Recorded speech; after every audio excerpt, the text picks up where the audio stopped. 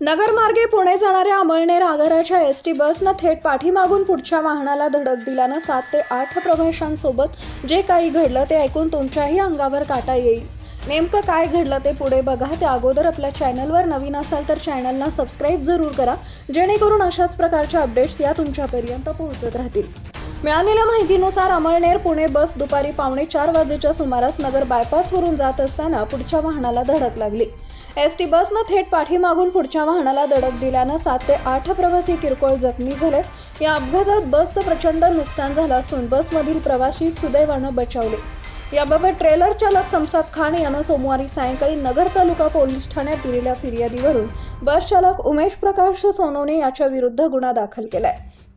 समसाद खान हा ट्रेलर घेऊन दुपारी 3:30 वाजेच्या सुमारास नगरहून पुण्याकडे जात असताना चास शिवारात पेट्रोल पंपासमोर पाठीमागून भरधाव आलेल्या अमळनेर ते पुणे एसटी बस चालकाचं बसवरील नियंत्रण सुटून बस ट्रेलरवर आदळली। या अपघातामुळे महामार्गावरील वाहतूक काही काळ ठप्प झाली होती। नगर तालुका पोलीस व महामार्ग पोलिसांनी अपघातग्रस्त वाहनं बाजूला काढत वाहतूक सुरळीत केली। सध्या बस अपघाताच्या प्रमाणांमध्ये सतत वाढ होताना दिसून येते। महाराष्ट्र सरकारची एसटी बस सेवा ही खूप जास्त कार्यकाळ राहिल्यामुळे जुनी झाली आहे, त्यामुळे सतत नागरिकांचे हाल होताना आपल्याला जागोजागी दिसून येते। यावर तुमची प्रतिक्रिया काय आहे हे आम्हाला कमेंट करून नक्की कळवा।